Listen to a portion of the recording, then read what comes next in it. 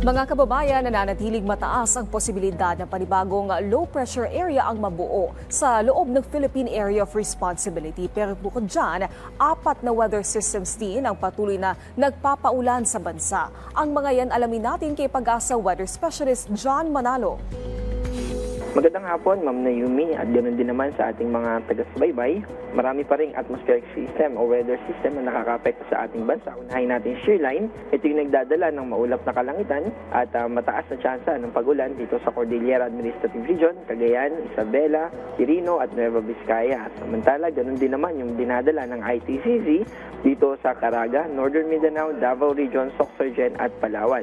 Yung easterlies naman o yung mainit na hangin galing sa Pacific Ocean ay nagdadala rin ng mga kaulapan, kaya mataas din yung tsansa ng mga pagulan dito sa Quezon Province, ganun din sa Aurora.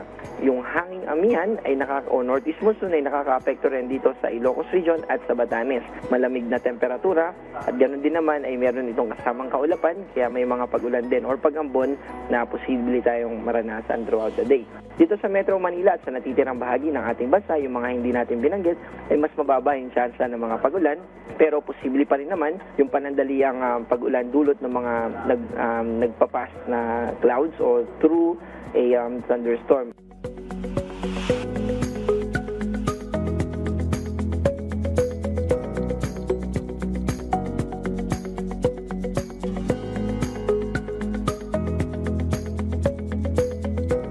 At dahil nga po dun sa binanggit natin kanina na shear line ay nakataas yung ating weather advisory. Ibig sabihin ay may mga lugar sa ating bansa na makakaranas ng mga pagulan. Kasama dyan yung Cagayan, lalong-lalo na yung Cagayan at Apayao at ganoon din yung probinsya ng Isabela. Para sa mga kababayan naman natin na mangingisda o mga naglalayag ay mataas pa rin yung ating mga alon. Nakataas yung gale warning natin dito sa Batanes, Ilocos Norte, Ilocos Sur at ganoon din naman sa northern coast ng probinsya ng Cagayan. Kaya mag-ingat po, posibleng umabot ng 4.5 meters yung mga pag-alon na posible natin na ma-encounter.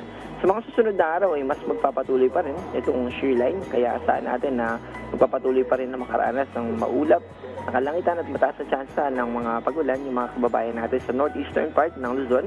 Yung ITCZ ay panandaliang hina, pero yung nakikita natin dito sa ating PC threat potential, may posibilidad na mamuong sirkulasyon o low pressure area at starting as early as Monday ay posible na itong makaapekto dito sa eastern part ng Visayas o kaya naman ay sa northeastern part ng Mindanao. At para sa ating update sa dam information,